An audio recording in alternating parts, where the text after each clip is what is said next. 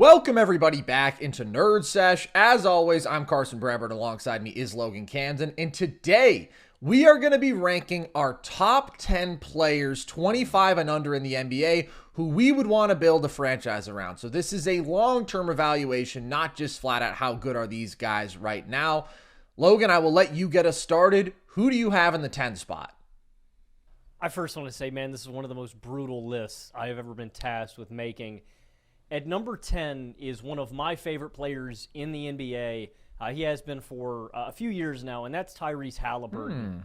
And you wonder why I want Haliburton. He's one of the best passers I've ever seen. He's super unselfish. He gets the offense into motion, right? It's not just drive and kick. Like, he's a guy that will set the team up. He's just super unselfish. He's always looking to move the ball to the open guy. He's super creative.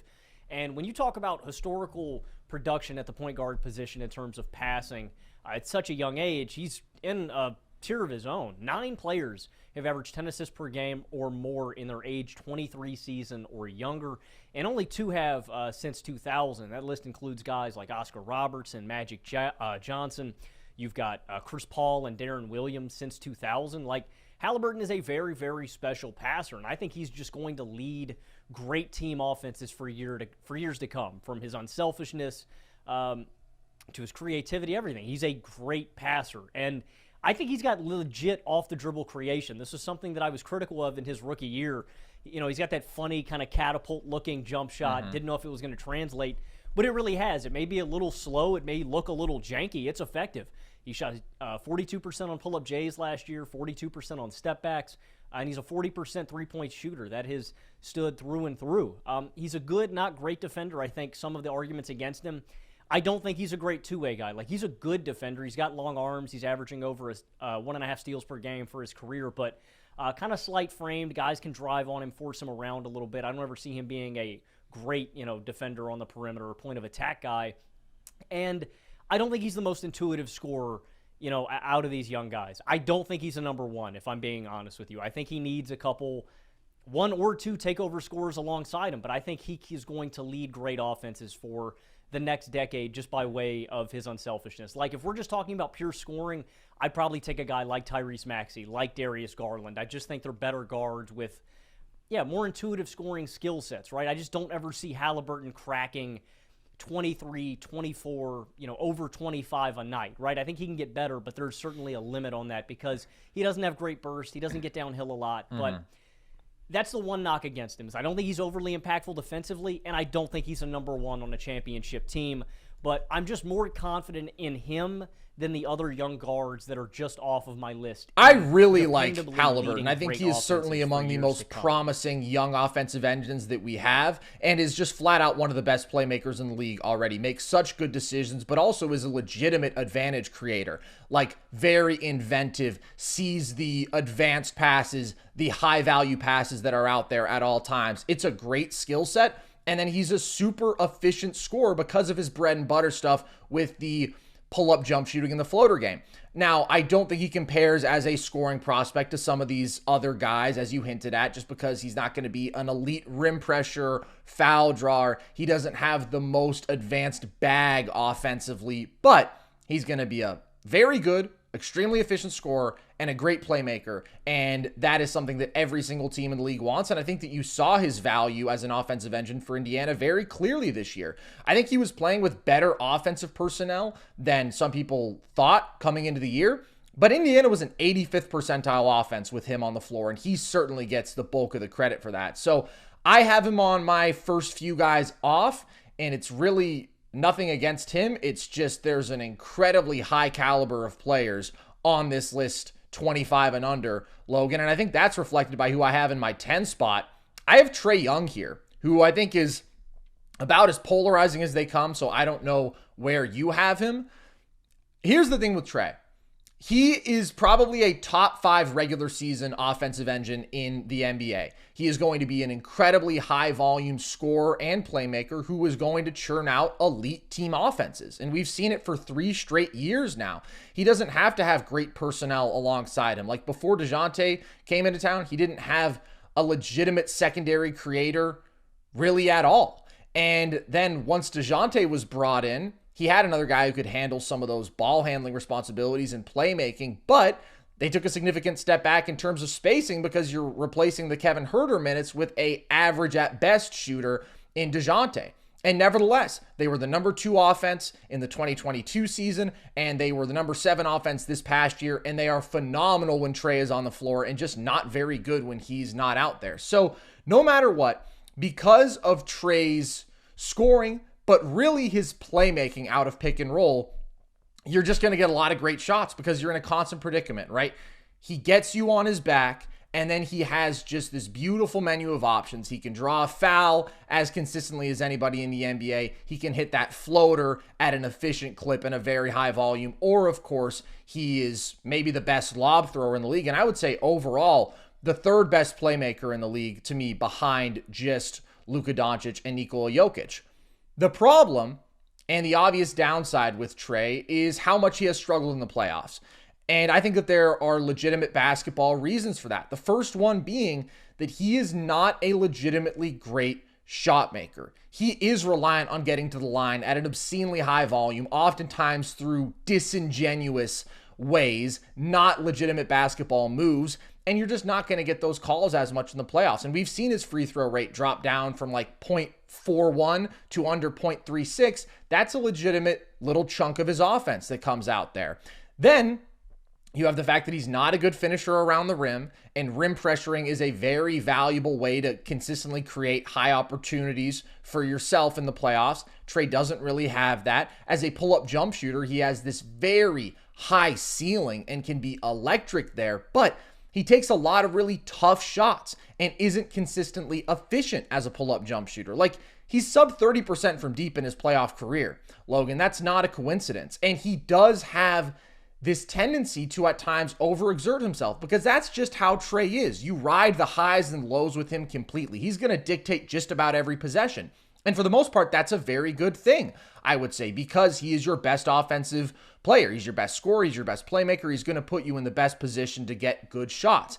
At the same time, there are obvious and historically established limitations to a very ball-dominant style. Maybe some of that is about personnel, Trae not having great talent around him. Some of it is also undeniably about his skill set and mentality and just not at all being a good off-ball player. And then also you have the fact that he is going to get hunted and exploited more defensively in the playoffs. So I do not like him as much on that playoff stage, no question, as I do in the regular season. And so I really legitimately considered putting a guy like De'Aaron Fox above him because I think Fox is the better pure shot maker with his bread and butter mid-range game. He is a much better rim pressurer and finisher, and those things translate to the playoff stage. He's also a better defender. And Trae has had some really ugly playoff moments. But when you look at Trae, he still churned out the number 5 playoff offense against a really good Boston defense. Inconsistent, but really good personnel. And when I think about the stretch that he had in games 3 through 5 of that series, where he is just completely controlling the game and his genius as a playmaker and his pull-up jumpers are falling. So he's just walking into like 35 and 15 games and is beating Boston. There's just so few dudes who are capable of that. Like a down series for Trae was 29 and 10 on the same efficiency as De'Aaron Fox, leading a good playoff offense without particularly good personnel or spacing alongside him. So I just think we have seen him do more with less than like anybody who would be contending for this spot. And I do think his offensive brilliance is more proven and sustainable than a guy like De'Aaron Fox. I considered a guy like Brandon Ingram, but there's just a completely different level of, hey, I can lean on this guy to be my offensive hub with Trae. BI, it would be like rewarding him because, yeah, he's a good complementary second option, but he cannot get you into the conversations that Trae can. Like, Trae can be so special offensively that you can ride him for multiple playoff rounds, and that is a special thing, but the downsides are also real. I think we've seen them, and so that's why I have him in the 10 spot.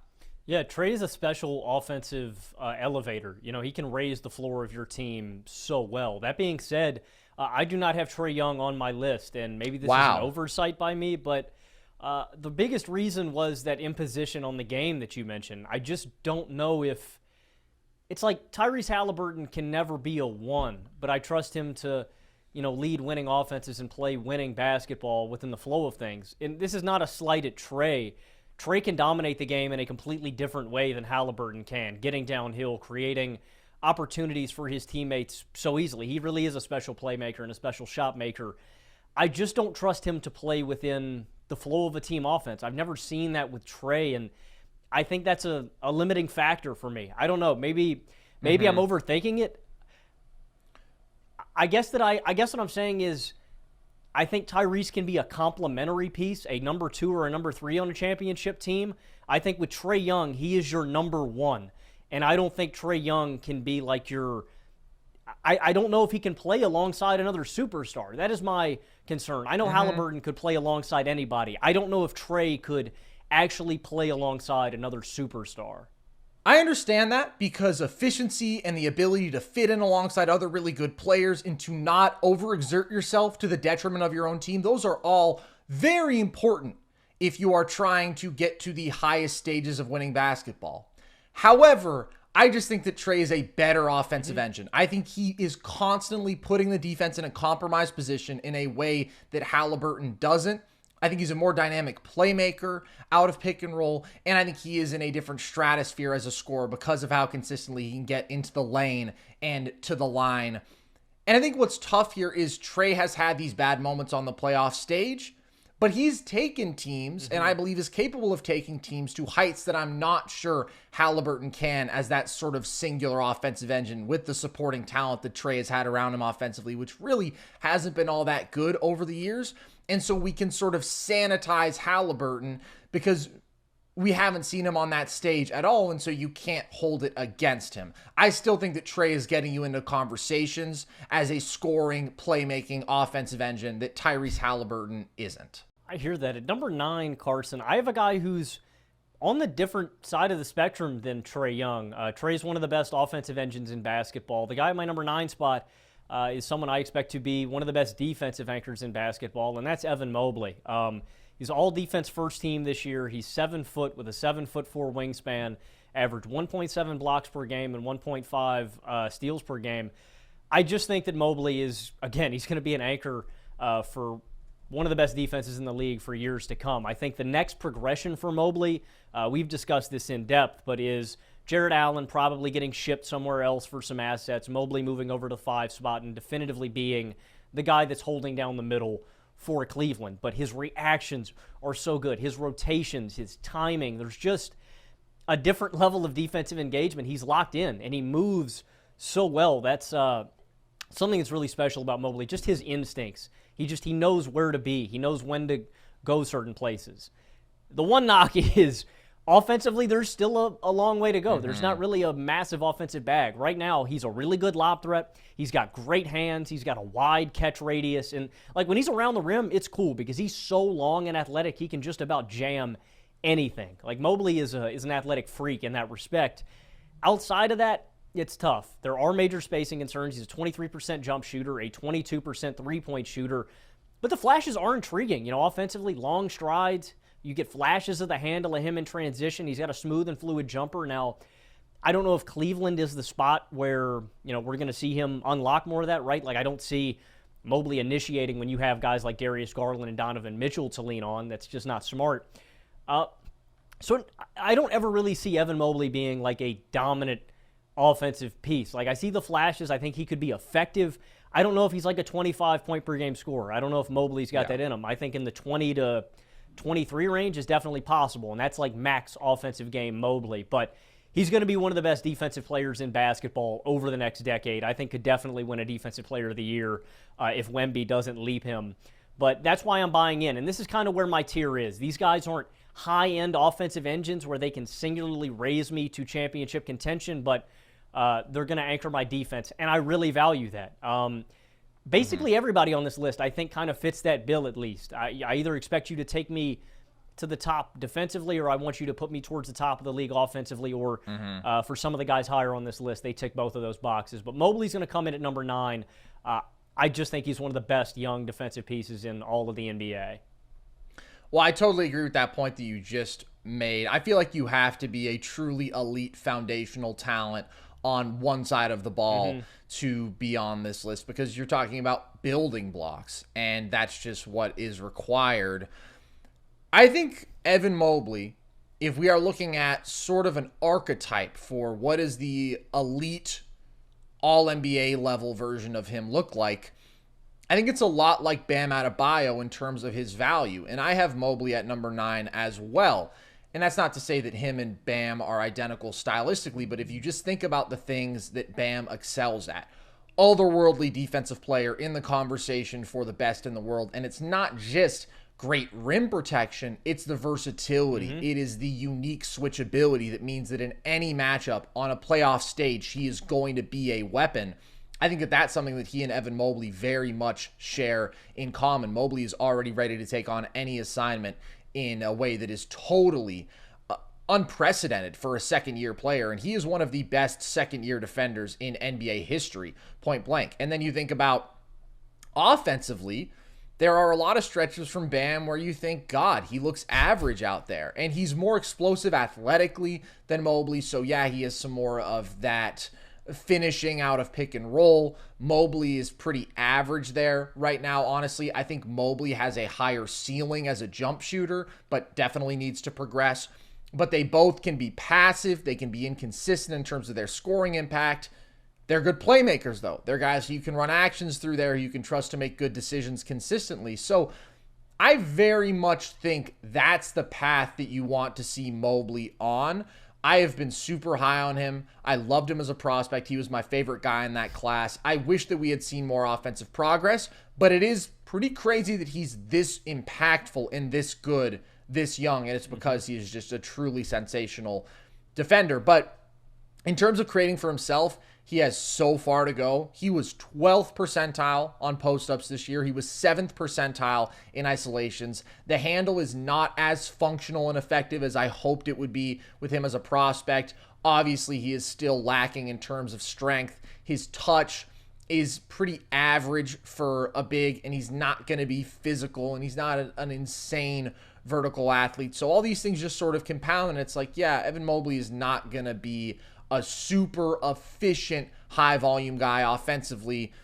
You see when he tries to create himself under 42% on hooks, that has to get better. 43% on fadeaways is okay. But I just don't see that path to him being, as you said, like a foundational piece offensively right now. I think he would have to get significantly better as a jump shooter, 40% for mid-range, but you mentioned brutal from deep, and he's still not really taking those at a high volume. But long-term, running handoffs. I mean, passing is just such a valued skill set among all bigs right now. As a short roller, especially if he can continue to refine his floater game, I think he's a very valuable weapon there. And then he's going to completely transform your defense and single-handedly make you elite on that end. So he's the weakest offensive player in my top 10, no question. That's why I have him down here.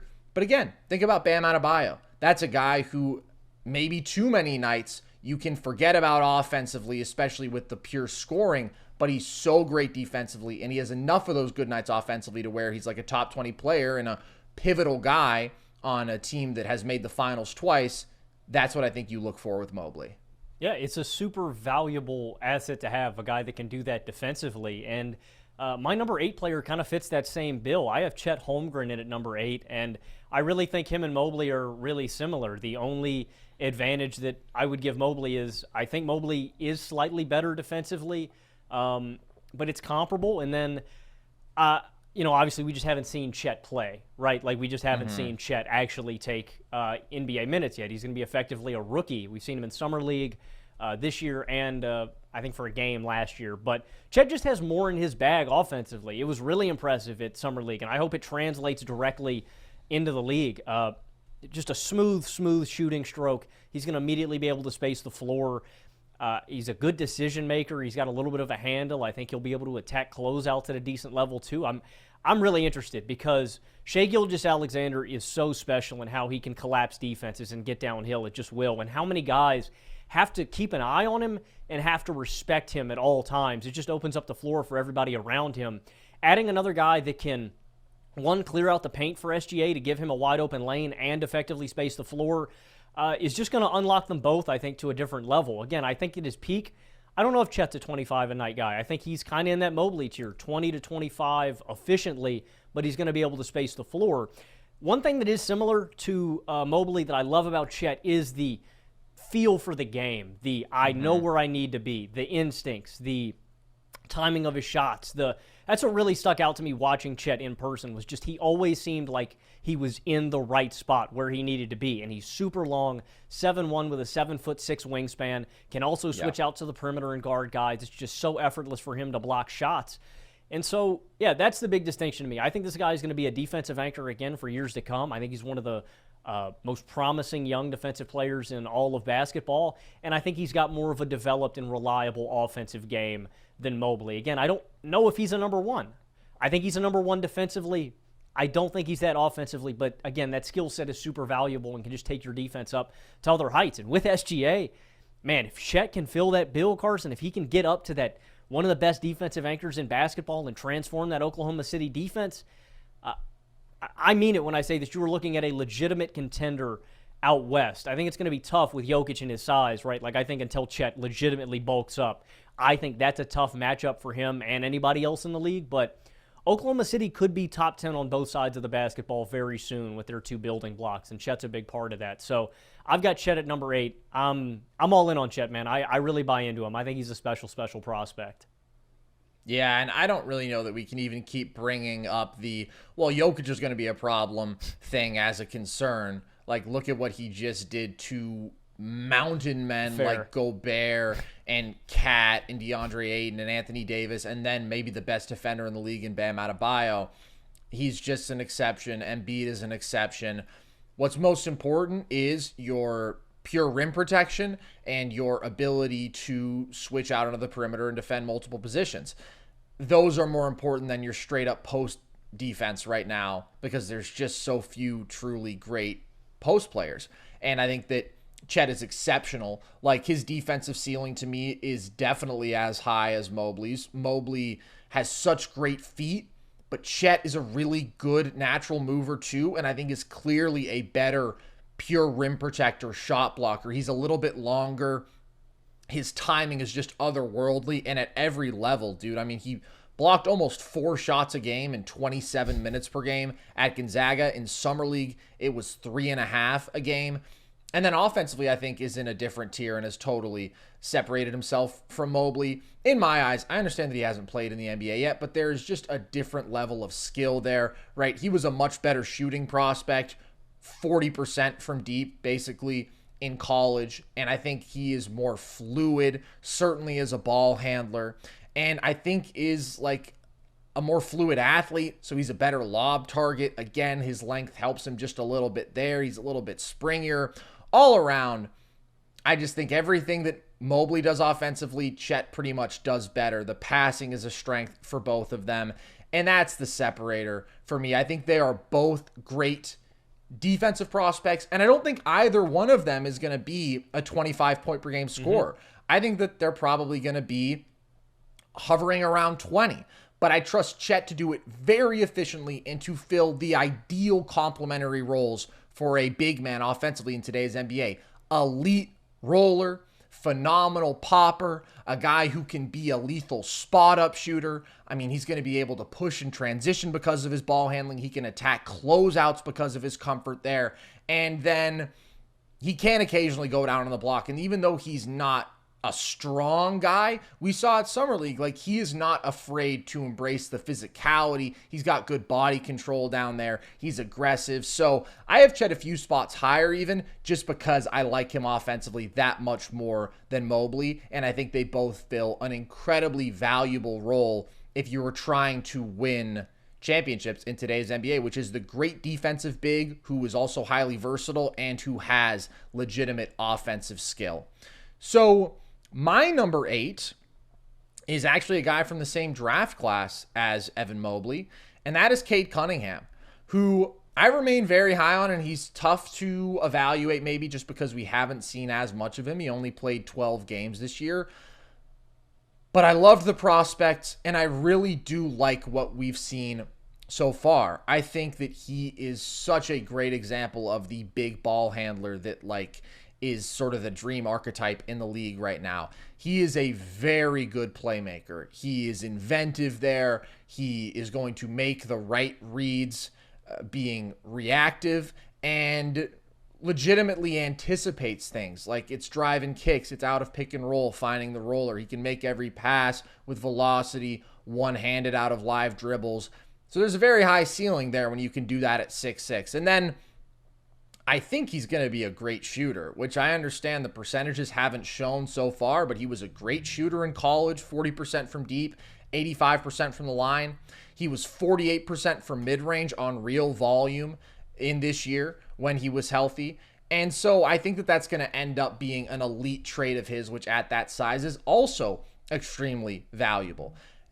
And then I love his two-way upside. And I think that that is what separates him from some other guys in these conversations. Like Trae obviously is so much more proven as a playmaker, as a scorer in every way than Cade offensively right now. He's a couple years older. But to be a bigger guy who can guard multiple positions, so you can attack, who can legitimately have a positive impact defensively in a big one, is just such an asset in that playoff environment. I think he's great at the point of attack. I think he's got great hands. I think he's even got some value as a helper because of his size and awareness and activity there.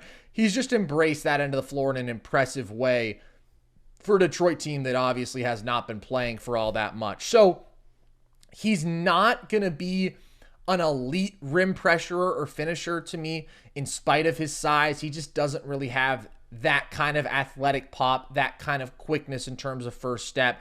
But I think he's going to be a good three-level scorer who can use his size to get into the lane, to get to those floaters. I do really like his mid-range game, and I think as his pull-up jumper becomes more consistent, that playmaking ceiling, that defensive impact is going to make him one of the best guards in the NBA.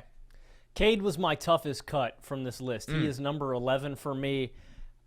I love Cade. I love Cade's game. I think you laid a lot of it out. I think his rim pressure kind of is what took him off my list. I don't know. I just don't know if Cade's upper echelon, like I think he's like 22, 9, and 6 or something like that, maybe at his peak. You know, I don't know if he's a takeover scorer too, but I really do like Cade a lot. And in terms of two-way ability, he's even in a different class than my number 7 guy, who you've noted is not on your list, and I wonder how you're going to receive this. Maybe this is my bias coming out. At number 7, I do have De'Aaron Fox on my list. I still like De'Aaron a lot. He is 25. He's on the older spectrum of this list, but I really like what we saw this past year from De'Aaron and what we saw on the playoff stage. He is the fastest guard in the league. He is super dynamic. He's 82nd percentile at isolation, 85th percentile as a pick-and-roll ball handler. He's a legitimately great finisher. He was 77% inside the restricted area this year.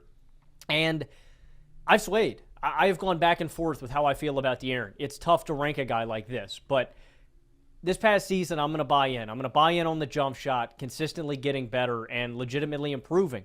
He is overall a 34% jump shooter. That's because he struggles from behind the arc.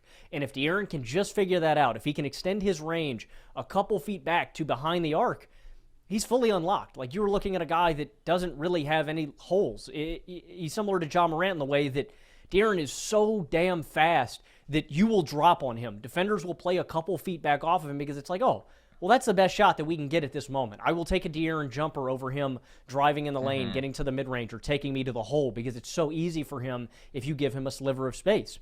And it was that easy for him this year. 47% out of the mid-range, 44% on pull-ups, on step-backs, 48% on floaters. And with nobody else reliably around him playing well, he balled out against Golden State. 27, 5 of 8. I know it wasn't terribly efficient, 42 and 33 splits, but again, he's going out there, just imposing his will in the game, every possession, trying to get downhill, trying to find a good look. Nobody else is really playing that well. Sabonis sold. And, that's another knock on him, I'd say, is the big arguments against him. He's not going to be an overly effective two-way guy. He's not a great defender.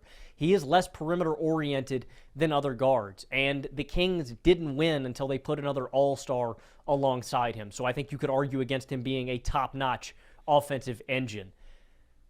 Those are all arguments against him. And I don't think he's a number 1. That's what really separates him from the upper echelon of these guys. I don't think Fox is number 1 on a winning championship team, but he's one of the most skilled guys, and I think his jump shot is going to get better. In terms of other guards, I've just seen it more than Cade. And I don't know, man. I guess I just have something against Trae, dude. Fox can dominate the ball, on ball like Trae, but he can still play within the flow of the offense. I really value that in terms of cohesion and sharing the rock. I just think Trae's going to pound that ball, man, and I don't like that aspect of Trae Young's game. So that's why I would go with him. I've seen it more than Cunningham, and I'm not a big Trae Young guy. So Fox is one of the older guys on my list, but he's very proven. And I genuinely think there's more room for improvement. Like, I think he can improve more as a jump shooter. I think he can actually get better. Again, is that number one best player on a title team status? I don't think so. But Fox is really good. And I'd take him any day of the week, man. I legitimately think the jump shot has improved. And he's one of the most dynamic guards in all of basketball. So I'm going to take my boy Fox. I love Foxy. He was by far my toughest cut, and I legitimately went back and forth multiple times with him and Trae for my 10 spot, so I can't be upset with you about this. I think it's a legitimate conversation, but I do think there is this thing with Trae Young where people just don't like him, and aesthetically, we don't like it, and so we create this image of him in our head that can be worse than what he really is. Like, yeah. I have to say it again, Logan. Who do you think had the better playoff series this year? Was it De'Aaron Fox or was it Trae Young? Well, I liked watching Fox ball like that more. Who didn't? It was some incredible shot making from the mid-range. He's an incredible athlete, which is really fun to watch. But Trae outproduced him in terms of scoring and playmaking. The efficiency was identical, and he led to a better team offense against a defense that was at least of the same caliber as Golden State's, without a better supporting cast. Do you think volume comes into play at all with that? The efficiency's the same. So I just think Trae is so great as a playmaker. That is really the separator for me. Like, I do believe in De'Aaron Fox's mid-range game, and I think that is such an important counter and is such a valuable weapon to add on top of this next level quickness and finishing. Like, shooting 47% from the mid-range on high volume makes him a lethal scorer in a playoff environment. Those things translate, and he is a significantly better defender than Trae. There's no doubt about it. I mean, he's longer, he's got better feet, he's more engaged, he's a really good defensive playmaker, but at the same time, he's still not going to be an overly efficient guy in a high volume role, in my opinion, because teams are going to ultimately try to force him into those jump shooting tendencies as much as they can. And we saw that. He's putting up 9 threes a game in that series, and he's just not a good three-point shooter. That is not efficient offense. And he is so much more reactive as a playmaker instead of actually having that next level vision where he is anticipating things and he is creating all of those super high volume or high value looks for his teammates at the level of like a Trae. So I think the ceiling that I can get from Trae over multiple playoff rounds, if he is at the level of shot making that is even close to what he does in the regular season, he can just take your team offense to higher heights. And if you put him in Sacramento, man, if he had that kind of spacing, and I get it, this playoff series was not the epitome of like the Kings playing great around De'Aaron Fox at all. Herter was bad, Harrison Barnes was bad, Sabonis was bad, but still, it is like most of the time basketball heaven offensively. And if you drop Trae into an environment like that, how much would his shot quality go up? How much would his shot selection improve? Would he stop sort of forcing some of the things that can be so frustrating about him? And what if he had that kind of shot making around him and he's creating all the same looks? I just think Trae has done more with less up to this point. And again, it's over multiple years. Like, De'Aaron Fox took a big leap this year, and this is like the all-time high for him. But if there is some inconsistency with his jump shooting, well, we know that Trae is going to be an elite offensive engine, at least in the regular season context, and he was by far the primary offensive engine on a conference finals team. It's very, very close, but those are the reasons that I ended up giving Trae the edge. Yeah, I understand that completely. That is a good point, too. I don't think this is an ideal This isn't the best season to judge Trae Young off of because I think the Atlanta Hawks just made a fundamental misstep by going out and getting DeJounte Murray. I think the best way to maximize Trae Young, well, one, the first thing that you do is buy in on Trae Young as your number one guy. He's going to initiate everything. The next thing that you do is get complementary pieces with great shooting around him to maximize his abilities. I understand why they went out and got DeJounte fundamentally, but I don't think he's the best fit alongside Trae. So I think that's a fair point. But I don't know, man. I don't think this is the apex for Fox. I think there's still more room to grow, and I'm also banking on that. I think Fox is still, not to say Trae isn't going to get better. I think Trae's going to get more consistent. I think there's another gear that I'm expecting or maybe blindly hoping for moving forward. But I think Fox can even improve on this season. We'll see, but he does feel like one of the most finished products on this list, just given that he is, I think, the oldest guy at 25 years old and is already in a great basketball situation offensively. And again, he's only been at this level for 1 year, whereas guys like Trae have done it for multiple years consecutively. So I can just trust that a bit more. My number 7 is Paolo Banchero, Logan, who is just such an impressive, really one-of-a-kind talent when you consider what he's capable of in terms of his skill at 6'10", 250, being a hell of an athlete. He is a uniquely effective rim pressurer for his age and just had the second most free throw attempts this past season by any rookie since 2000, only to Blake Griffin, who came into the league as, frankly, a man amongst boys, like just a next level athlete, and obviously a more conventional big who's going to have those kind of paint opportunities created for him, whereas Paolo is really creating it for himself a lot. And there's a special offensive versatility. He was already a 78th percentile post hub, including passes. He is so physical down there and is skilled in terms of body control and some of that short range shot making. But I think most impressively, arguably, is how he can play make out of those situations. Like versus doubles out of the post, he can make skip passes to shooters. He can dump it off through traffic to guys in the dunker spot. In drive and kick situations, I think he's impressive. And his ability to make reads out of pick and roll for, again, a 20-year-old who's 6'10", 250, the fact that he's even an average pick and roll hub offensively in terms of efficiency is really impressive. I think the swing factor for what ceiling he can reach offensively is going to be his consistency as a jump shooter, because he was 38% from mid-range. He was 30% from deep this year. I know you expressed some frustration with his tendency to maybe settle when he does have this incredible athletic ability. But I like his shot mechanically. I do think it'll improve. I do think he's taking tough shots here. Like immediately as a rookie, he was inserted as the number one option and was the primary focus of defenses. And that's a lot to bear, and he handled it really well. And I just don't think efficiency is a really valid criticism for rookies in high volume roles like that. Like LeBron was wildly inefficient as a rookie. Okay, it's just what happens. You're on bad teams. You are still adapting to this level of play.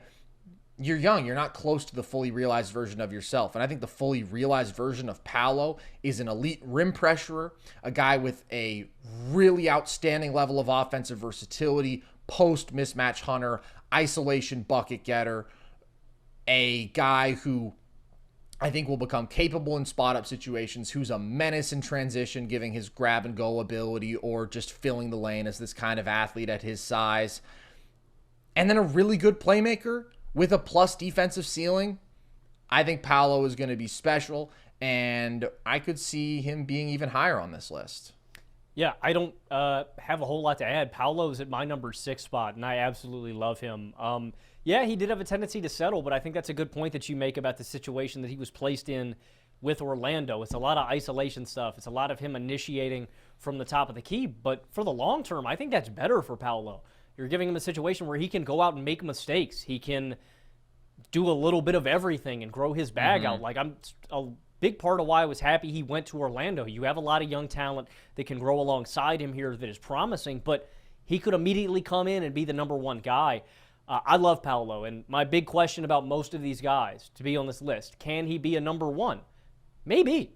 I can legitimately see Paolo being a number 1 on a great team. Like, I think he can drive a great offense, and it's because of what you said, the versatility as a roll man, as a ball handler, as a post-up, in isolation. Like, it's just, that's the one thing is, like, I see him make all these tough shots, and it's like, yeah, he's settling and stuff, but to be 20 years old and to be capable of doing that is remarkable. And if Paolo can extend his range out to the perimeter and start doing this off-the-dribble stuff that he does in the mid-range out there, I mean, I think that's just another thing that is going to make him unstoppable. And I'm so glad you brought up his playmaking. That's a big part of this. I know the numbers don't jump out at you. 4 assists a game, I mean, for a big dude, I think that's super impressive. But Paolo's a legitimately good playmaker. And if he becomes even more unselfish, he's looking to create opportunities, cut out those inefficient, tough looks, I think Paolo could fully realize himself. I legitimately think he can be the number 1 on a championship-winning team in the future. I believe in Paolo that much. And, yeah, if anybody has him top 5, I don't have an issue with it, man. He has a special skill set at 6'10", 250. I probably would have an issue with top 5. I just think, like, I'm looking at it. Yeah, that's a fair point. There's a pretty clear delineation, but I'm definitely good with him at 6 where you have him. He's like a skilled wing in a big's body with freak athleticism. That's the sales pitch right there. It's a pretty easy one for me to buy. I have Chet at number 6, though, just because although I think Paolo has more of that high-volume number 1 offensive ceiling, my confidence quotient in these guys panning out as the best version of themselves that is most conducive to winning basketball is higher for Chet. I'm just so in on Chet, and I have been since he was a prospect. He was my favorite guy in his class, and I am so confident that he is going to be great at his defining traits, the shooting, the rim protection, the passing, the finishing as a roller. Those things are just so valuable to winning basketball, and especially playing alongside a guy who can already handle those number 1 scoring and playmaking responsibilities like SGA. Forget about it, man. I mean, that is just a perfect complementary duo. We're going to take a quick break presented by Gran Turismo, which if you guys haven't seen is a really cool movie that'll be out exclusively in theaters on August 11th. It's based on the true story of a teenager who went from being a gamer to a real-life racer. Super cool movie visually, hyper-realistic racing scenes. The stunt driver in these scenes is the real-life Jan Mardenborough, the guy who the whole movie is based on, which is really cool. The director, Neil Blomkamp, did Chappie, District 9, if you've seen those movies. So get ready for a really fun ride. Very unique, visually racing movie. And let's check out the trailer here. You are in this race. Get in the fight. Is that the dude from Stranger Things? Oh, yeah, buddy. Great cast. David Harbour, Orlando Bloom. Dude, he's upgraded from police chief. Oi, look at the lads. Oh, they're whipping the buggy. They're drifting the buggy. Right. Oh, they're not going to jail tonight, mate. Dude, I always hate when I'm in a police chase, man. It's not a good time. You think you're gonna play a stupid video game about cars and you're gonna become a race car driver? What a hater. All I ever wanted to do is be a racer. I'm doing it. Believe in yourself. 10 of you are the best Gran Turismo players in the world. Now is your chance to race real cars. This is insane. It's not gonna work. This reminds me of that time Lightning McQueen. Kids are scrawny little gamer kids. That's where you come in. He's talking about you, Logan. Oh, come, don't do me like that. Do the impossible. I'm here to prove that you can't. You get tired, you get sloppy. Anything is possible. They got these guys hitting car. Oh my gosh, that's gross. Puked on my lawn. Me on a Friday night, am I right? Not afraid. I've raced Dude, this track 1,000 Jan is times swaggy. Let me drive it my way. That was actually pretty great. Yeah, what you doing when a gamer steps on your turf and cooks you? Retiring. The other drivers, your pit crew are going to Dude, he is pretty swaggy. He kind of looks like Trace Jackson Davis a little bit. I can't see anything. Not sure if I can do this. What? most people can't. I got a feeling you're not most people. Dude, he lived through that? If I lose, I lose more than just. I guess. He's like that, bro. He's Jan Martinborough. We've got to prove to everyone. I think he might be Iron Man. You've raced it, what, like 1,000 times? Now you just gotta do it in real life.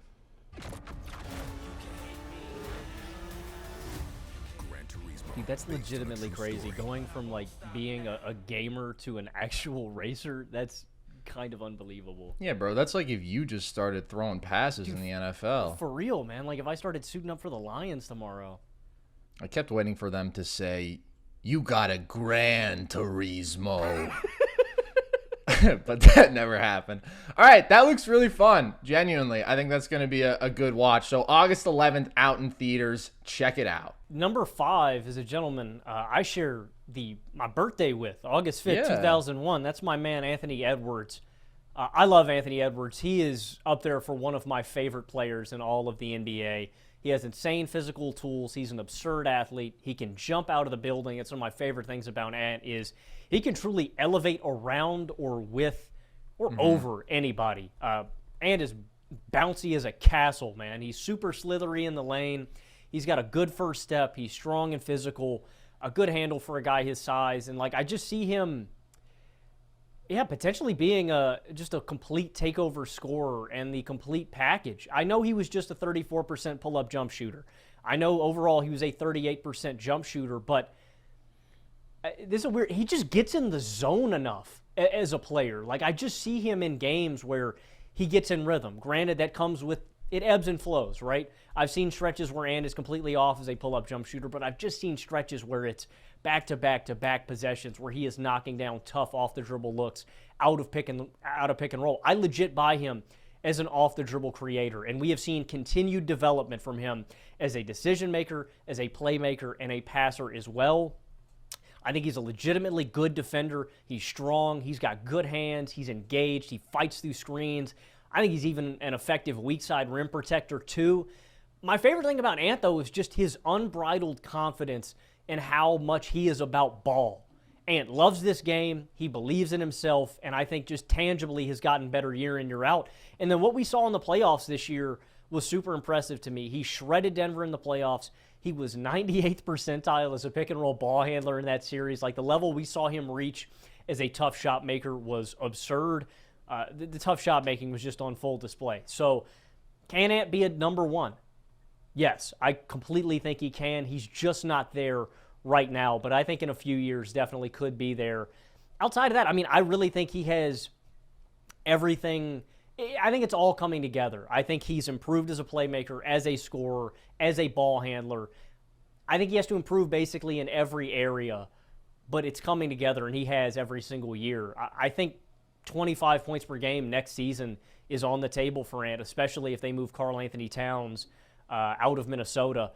I definitely, and this is no joke, like, I am such a believer in Ant. I played with him up to my number 2 spot. That is how high I am on Anthony Edwards. Yeah. One day being one of the best basketball players on the planet. I love him. It's a real bold take that he might average 25 a game next year, Logan. It's not like he averaged 24.6 this year. Tough, man. I think he could get that 0.4. I think he could squeeze it out. I mean, dude, I think if they get Cat out, dude, I mean, 28, 29 could be on the – he's like that, man. Ant's absurd. Well, I've been saying for a couple years that Ant absolutely has scoring champ potential, and I think that this is where we get into the guys who are bona fide MVP candidates at their peaks and who I am confident in having the potential to be a number 1 on a championship team, or like at least firmly in those conversations. I have Ant at 5. It is super tough. I think the delineation between him and some of the other guys is a combination of slight edges in like playmaking, two-way impact, and the intermediate game where a guy like SGA, for example, who I have at number 4, he's just so refined as a scorer. His touch shot making, his short mid-range pull-up game, that's really the only thing that Ant is missing. But it really doesn't hurt him all that much because he is one of the handful of best athletes in the NBA, no question. And you just do not see a combination of quickness, strength, and vertical explosiveness like what Anthony Edwards has, and it makes him one of the best finishers in the NBA, period, point blank. And I've seen NBA University on Twitter, which is a great account, tweet out these graphics with like rim shot quality and then rim finishing. And his rim shot quality grade is like an F because he takes so many contested looks there, but it just doesn't matter because his rim shot making is like an A+. You just can't really stop him. He'll go through you. He will navigate around you in the air, and he's going to get a bucket. And when he is dialed in as a pull-up jump shooter as well, like, he just feels like one of the most unstoppable scorers in the NBA already.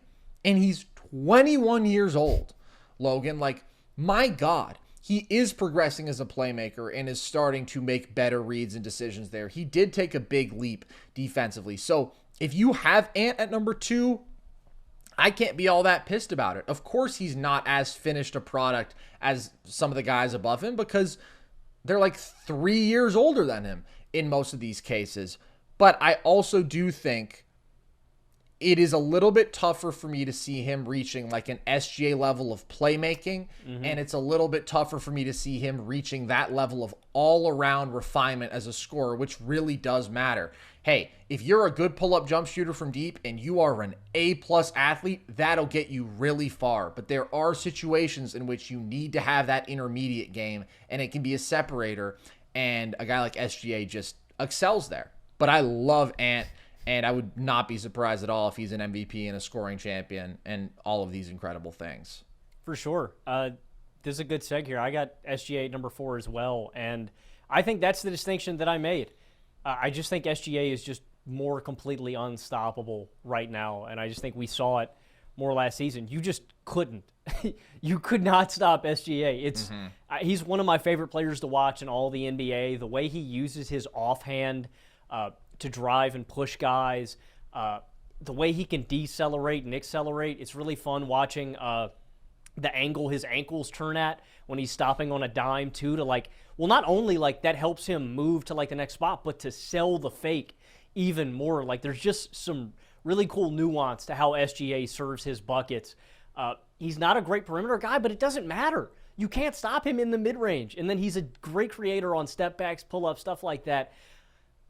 54%, 10 to 14 feet, 48% in the paint, non-restricted area on 7 attempts a game, 42% in the mid-range, 47% on pull-ups, 43% on step backs, 45% on fadeaways. He's one of the best tough shot makers I've ever seen. It's crazy. And I love his physicality on the low block, his patience in the post. He's just got genius scoring. It's like it's ingrained in him. I don't know. It's a killer instinct that SGA has, man. He's an 83rd percentile pick and roll ball handler, 79th percentile isolation guy, and I don't have a single argument. I separated this by a couple of categories. Why I want them, the arguments against him. Can he be a number 1? I have no arguments against SGA. I think SGA is the man. Can he be a number 1? Yes, right now. I think he is a number 1 as an offensive engine. And like I said, dude, if Chet can take this defense up to another level, I think you're looking at a playoff contender with upset potential in the first round. And if the team gets better, if we see team success come along with that, you're talking, 55 to 60 wins for sure. I think SGA is an MVP candidate. He's flat out just one of the best scorers in the league. That's a big sell. When you say number 1, do you mean on a title team? Yes. Okay. I figured, because I was like, well, a lot of these guys are number 1. And Ant's already a number 1. Yeah, I love SGA, and God, did I have a dilemma between him and Jayson Tatum, for sure, if I'm being honest. For sure. Because right now, I think that SGA is a slightly better scorer and a better playmaker. And the gap in terms of scoring really comes down to this. SGA gets to his bread and butter no matter what, because you just can't stop him from slithering into the lane, and once he's in there, it can be anything. It can be a floater if he's looking at a drop. It can be his patented turnaround where he goes into you, takes the bump, and then gets it. It can be that short mid-range pull-up. He has incredible navigation in traffic, his footwork and body control getting to the rim where he has incredible touch. Whereas Jayson Tatum is kind of a uniquely erratic scorer for the caliber that he is, which this regular season was 30-plus points per game on really good efficiency because of his reliance on pull-up jump shooting, particularly from deep, which he's not great at. He's good, not great there, and so he can fall into these lapses where he's relying on that. SGA, like you said, is not a dynamic three-point shooter, but he doesn't need to be because he's so phenomenal in the mid-range area, and he does not try to be. So I am all in on SGA. I also think he's a legit plus defender, and particularly an incredible defensive playmaker. His length is just outstanding. His ball instincts are so good. And yeah, I was really tempted to put him above Tatum, man. I think that Tatum's advantage probably comes down to the things that he still hasn't unlocked and the defensive ceiling that we have seen him reach, where it's like, wow, this guy is one of the top 2-3 perimeter defenders on the planet. When he puts that together and his playmaking is there and his pull-up jump shooting is there, and if he continues to diversify his shot making and really build out a more efficient mid-range post-up game, like, it's really tough to say who's better right now, but who do I feel is more tapped out in terms of ceiling? It's probably SGA. So these are marginal calls, and I understand that people have problems with Tatum's temperament and his offensive consistency, and I get all of those things, but he is still really uniquely accomplished for this age, and I don't want to devalue that. But this is a tough one, man. This whole list is full of tough choices, and again, all these guys I think are just in the top 5 phenomenal talents. Consistency is the key word when talking about Jayson Tatum, and that's really why I also considered putting SGA higher. It's like Tatum has these just like identity crises, man, like where he just doesn't know, where do I go? What do I do this possession? Do I settle for the three? Because at his peak, Tatum looks like he could be the best player in the NBA. I mean that wholeheartedly. Like when Tatum is fully dialed in, you were sitting there going, oh my God, this guy's unstoppable. He's the best player in the league. He's got all these lead star wing traits. He's a tough shot maker with legitimate off the dribble creation, and him being able to expand out to the perimeter just gives him like exponentially bigger chances of having high scoring games, right? These 50 pieces with like 7 or 8 threes made. That's something that other guys on this list can't do. When he's fully dialed in, you're sitting there going, oh my gosh, he's such a great playmaker. He's driving to the rack and making these crazy kickouts. But then he just disappears. And I don't know where that guy goes. That's the big thing with Tatum. And it's from game to game, from night to night, and from late game situation to late game situation. He has to improve, in my opinion, just in consistency overall as a playmaker and in big moments, because we haven't really seen SGA in crunch time, in back against the wall. We have seen Tatum, and Tatum has not really lived up to his full expectations. But I think you make a really good point, too. I think Tatum has much more tangible room to get better, and that's another reason that I would go with Tatum. But it was hard. I don't love Tatum. I think SGA is drastically more consistent than Jayson, and that's what's so frustrating. But I think it's a time thing, and I think with a year or two, and it's tough because you want to see him fully realize it right now, right? We want this instant Tatum's there. I think we need another year or two of Tatum before he fully realizes that consistent night in, night out, I'm one of the best guys on the planet, and I'm going to prove it. This was a tough call, but I'm marginally going to give it to Tatum. And I know a lot of people have said Jayson Tatum cannot be the best player on a title team. I think he can be. I think it's just too early to make those calls, bro. He's 25. Like, he is on stages that other people aren't on at this age. And that very much applies with SGA. And maybe some people think that this is a crazy conversation to be having because they look at the team context and they say, well, look at this. Tatum's already been the best guy on a finals team and multiple Eastern Conference finalists. Of course, we are looking at completely different stratospheres of talent around them, but SGA hasn't been the best guy on a playoff team yet. So, of course, that is where you are most battle-tested on that stage. That is where you have to do it for a prolonged period against the best teams in the league who are seeing you night after night and adjusting to try to attack every little weakness in your game. I think SGA is going to hold up really well on that stage because I don't see a weakness of his that will be exploited. But Tatum, yes, has had his down moments. Maybe hasn't held up quite as well on that stage as we would have hoped, but has still really done some very impressive stuff for a 25-year-old. And again, as we talked about, I think still has a bit more room to grow. And we've seen those leaps within the past couple years, right? Becoming more committed to getting downhill, eating up way more free throws, becoming more physical. I think that he's improved as a rebounder. He can be frustratingly inconsistent as a playmaker, but he's clearly taken strides there. He's gotten better defensively. So, like, we are approaching the fully finalized version of Jayson Tatum, and I think he's capable of great things. So now we're into the top 2, Logan, and seems like we might both have a guy who has not yet played in the NBA. Who is in your 2 spot? Number 2, I have Victor Wembanyama, and I know people are probably tired of hearing about Wemby, right? He's just been so hyped up all throughout this offseason, but yeah, I'll buy in like everybody else.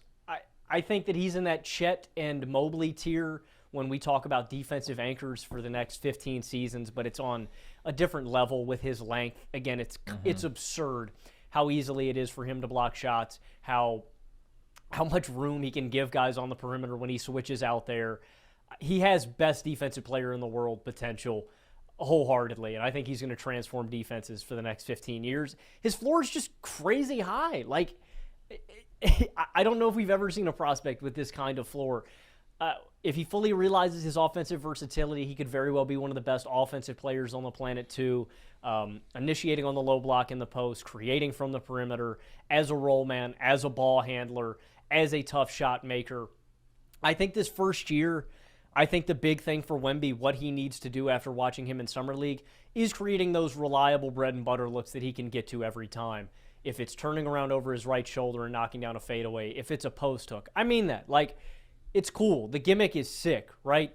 Oh, the big deer, the 7'5" Kevin Durant. It's cool. It's not what's going to be most effective at the NBA level, right? And in clutch situations, like where it's late game or it's late in the shot clock, I think that's going to be something that is cool that you can go to with Wemby, that he can make these tough shots and these tough looks. But I think the most important thing is carving out a reliable, easy offensive game, and it should be. At this size, he just towers over everybody. There shouldn't be anybody who can affect his shot wherever he's going from, but it's going to be by starting getting easy looks. That's with a pick and roll, with him as the roll man, getting to the rack, drawing attention, or and taking an easy look inside, or, again, like I said, creating on the low block.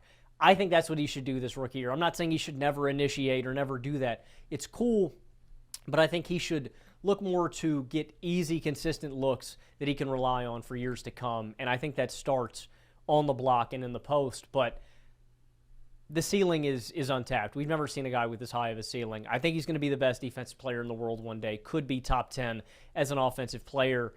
Again, we're looking years out. I don't know when this is going to be realized. It could be 2 years. It could be 5. I don't know the timetable, but I'm going to buy in as this guy is the best player on a title, on a contending team, wholeheartedly. I think 2 years is a pretty accelerated timeline. Well, yeah, for sure. Young Wemby, man. I mean, he's 19 years old, but I have him on my number 2 spot as well. And you talk about this archetype that we've seen now 3 times of the dominant defensive big who can fill multiple roles efficiently offensively. Yeah, nobody epitomizes that more than Wemby, and he does have a level of being an offensive hub that he can get to that I don't see for Chet and that I don't see certainly for Evan Mobley, while having the highest defensive ceiling, just because, well, these other guys have great mobility. So does Wemby. Freakish mobility. And he's 7'5" with an 8-foot wingspan, man. And that size alone is all it takes to be like one of the great pure shot blockers in NBA history. Everybody of that size. Like, Mark Eaton was 7'4", right? And is a historically great shot blocker. Manute Bol, he was 7'7", with whatever, I mean, almost a 9-foot wingspan. I don't know that it was official, but he blocked 10% of opponent twos while he was on the floor. Just ridiculous stuff. Wemby is that kind of physical monster in terms of size with high-level mobility, great feet. He's really smart. He's got great timing. Like, he's just going to be one day the best defensive player in the league. And I think it might be the only reason that, like, Chet and Mobley don't hold those titles, just because he's that crazy. And then offensively, We've talked about it before, but an unprecedented level of ball handling and shooting fluidity at this size, is a really good shooting prospect off movement, is a comically massive lob target as a roller, and out of the post, needs to be a little bit more physical, but does have this ability to just shoot over people and makes good reads out of double teams. And as a driver, again, because of the physicality, he can get stopped in that 8 to 10 foot range and settle for runners. But if he continues to build out his frame and he becomes a legitimate downhill force there too, I think he'll be the best player in the world. He's a good passer. He's a great shooting prospect. He's going to be a massive, highly efficient target around the rim. And he is going to be probably the best defensive player on the planet. And I just think his floor is like all NBA kind of stuff. And if he puts it all together offensively with the higher end skill and shot making, then he should be the best player in the league. But I can't put him number 1 because the guy who is number 1 has proven such remarkable value at the NBA level on the biggest stages. But everybody else, man, I expect him to be better than Jayson Tatum. I sure do. So who do you have in that 1 spot, Logan? Surprise, surprise. I have Luka Doncic at number 1, and this is not hyperbole. He's one of the greatest offensive players ever. I think we can safely say that at this point in his career. He's one of the greatest passers of all time, too. He's just a genius passer and playmaker. Luka is so good at playing at his own pace. It's so deliberate, so methodical. It's art to me, right? Like the way I just like pointing to these two guys, Jokic and Luka, just force you to play at their pace. And you don't see it with any other guys. Like SGA a little bit, the way he moves. But Luka and Jokic are just so comfortable moving at their own pace. He's got all-time footwork. He is strong as an ox. He can just bully guys in the post. That's something that rare other offensive initiators have too. It's like LeBron-esque, the way he can just back you down, and it's an unstoppable shot if he wants. And he's an all-time tough shot maker. He's super effective in the pick and roll, 89th percentile. It's so funny to me watching any Luka game or any highlight. The defense always has to respect Luka, and there's like 4 guys focusing on him all at once. There's a guy hedging, a guy helping, and the help side guy likely is already rotated over, and Luka just whips that to the corner. Like, there's 4 guys looking at one dude on the court. He just commands that sort of attention offensively. Analytically, he's great. 7.7 points per 100 possessions better with Luka. 120.2 offensive rating with him on the floor. He has led a number 1 offense. He's number 2 in career playoff points per game behind Michael Jordan with 32.5. And again, you talk about some of the other guys' playoff production already. You look at the Western Conference Finals run in 2022. You beat the defending Western Conference champion Suns, a legitimately great team. Not only beat them, spanked them. Took them over, bended them over, and spanked the Suns. Lost to the eventual champion Warriors. You knock out one of the best defenses in the league and Rudy Gobert and that Jazz team. I mean, dismantled the Utah Jazz. And so I think there are a few arguments you can make against Luka. I don't think any that disparage him to not being the number 1. More than 4 playoff games played minimum. He is tied for number 1 in turnovers per game with 4.4. That's with Trae Young. Yes, he turns over the rock a lot. I'll take that with what he brings offensively. I don't ever see Luka being a great defensive player. I just think it's such a burden on him being this ball-dominant offensively. It's just hard exerting that much energy defensively, too. And Luka's probably one of the whiniest guys in the league. Like, he embellishes contact. He's a bit whiny. I don't love that aspect of Luka. But, again, this isn't something that's going to take him down a mark. This guy easily can be the best player on a championship team for the next decade. He's just flat out one of the greatest offensive engines of all time, man. Like, Luka's super special. And I think if you're looking overall today, not just under 25, you tell me if you think differently, Carson. I think it's Jokic, I think it's Curry, and then I think it's Luka in that order in guys that I would take. And I really heavily would debate Luka and Curry for that 2 spot. But that's my order. It's top 3, and I think all of those guys could be the best player on a championship team like next season. Well, I think that Steph is definitely better than Luka offensively right now, and a huge part of it is malleability. and versatility stylistically and also efficiency. I mean, like Steph and Jokic, it's hard to overstate how historically efficient those guys are. That is the one thing with Luka, right, is that he is a very ball-dominant player. But what I will say is that in his ball dominance, he still has a different level of the variety of ways in which he can get himself a bucket. Like you mentioned his pick and roll dominance, but he's also an 87th percentile isolation scorer. He's also an 85th percentile post-up scorer on high volume.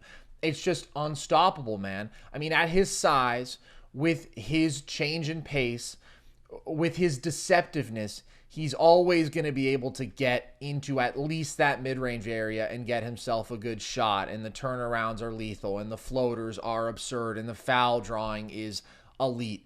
And then you consider the fact that sometimes he's just utterly ridiculous on the step-back threes, all this while he can make every pass in the book, insane skip passes to the corner, and these incredible lobs with perfect anticipation, and insane stuff wrapping around the baseline, finding shooters, throwing the ball behind his head. Like, he's just one of the great creators offensively that the game has ever seen. And if you are like out on Luka, you're just wrong. I can get the frustrations with his defensive effort and with his temperament, but man, you just do not want to be on that side of history. Like, there are so few comparisons historically for this kind of offensive greatness off the bat over a 5-year span. What we've seen from Luka since year 2 is just really ridiculous stuff. The volume as a scorer and playmaker, and the levels that he has vaulted these team offenses to. So it's going to be a matter of getting the right combinations of personnel around him, but there's no question what this dude is capable of. It's historically great stuff. The question is just going to be like, how high among the all-time greats can he climb? It's going to be pretty high, though. So Luka has to be number 1. No question about it. Is there anybody else you want to mention here, Logan, just with all the tough cuts? Yeah, for sure. Quickly, I'll give a shout-out to the first couple guards off my list. Cade Cunningham, Darius Garland, LaMelo Ball, Tyrese Maxey. I still love all those guys. And I think there's 2 notable guys that we left off our list that maybe people will point to and maybe scratch their heads about, and that's Ja Morant and Zion Williamson. I marked them as drama concerns on my list, and so I omitted them from my list. Ja and his play style, all the off-field stuff, Zion off-field stuff, and then weight concerns, being on the court actually healthy. I just have a little too much. I just have some big question marks about those guys, and just actually being on the floor too. To be up here. I don't think Ja would have been on my list. I think I'd probably still take Haliburton. I'd take Fox over him. He'd be a tough cut. Zion would be on my list, probably over Haliburton if I didn't have any concerns. He may be actually way higher on my list if I didn't have concerns about him playing basketball. Zion's a really special all-time basketball player already. So he would be my first cut, but those guys are on my banned list, I mean, there is no argument to me, if you are presuming health for these guys, to put Zion below number 6 on this list. I don't know if everybody understands how monumentally great he is. He is one of the best rim pressures and finishers that we have ever seen, period, point blank. He's 6'6", 285, quick, and jumps out the gym and just goes through everybody and has such impressive body control and skill as a finisher around the rim. I mean, if you want to hate on Zion's basketball game, I think you're off base. And he's a legitimately good playmaker. He's just one of the most efficient volume scorers that we've ever seen. He puts up 25 a night on 65% true shooting, all while having this insane level of attention that he demands from defenses as a collapser, because you just can't stop him coming downhill. But you sure got to try. You got to send multiple bodies at him. But I don't know. I debated putting him on here for a bit, but he's played 114 games in 4 years, man. I'm sorry. He's just so consistently hurt, and it's so predictable given his build and play style. I legitimately thought, I was like, would I rather have a chance at one fully healthy Zion season at his prime than some of the guys on this list, and I did think about that, but I just can't say that. It's something that we have not seen, and I don't know when we will see it. With Ja, I totally get why that would be surprising to some people. I think that Ja gets overrated because of how good the Grizzlies are as a team and because of his raw production. It's very hard for me to see an argument for Ja Morant over De'Aaron Fox. I think that Fox is clearly better suited for a playoff environment as a scorer because of how much better he is as a mid-range shooter, and that is such a valuable counter. I think Ja has really stagnated this year and didn't progress as a playmaker. He is still very much, okay, well, I can do these great things reacting to how the defense is collapsing around me, but he doesn't anticipate at the level of the best playmakers in the league. He sucks defensively. He's super erratic as a pull-up jump shooter. He's not an efficient scorer overall.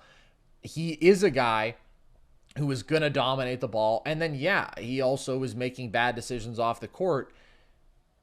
It's tough to make a Ja case when there are so many dynamic young guards who are just like better offensive engines without the downsides that he brings. So Zion is purely about health. Ja, I just don't think is as good as some of the other guys, or doesn't project to be as good, because we'll see if he can get better from here. It's really going to be about taking a jump as a jump shooter and as a decision maker, and maybe defensively if he could achieve those things, but he hasn't taken those jumps, and those have been the key jumps for him all along. So I'm skeptical, which sucks because I really loved Ja as a prospect, and he's obviously really, really good. But yeah, not the most conducive to winning basketball at the highest level as a number one, in my opinion. Not a great half-court offensive engine. So I'll shout out one last guy, Logan. I think that you got some good ones on the short list. I just want to say Franz Wagner is so him, and Franz Wagner is going to be so good and does so many winning things. I made a YouTube video about him last year, but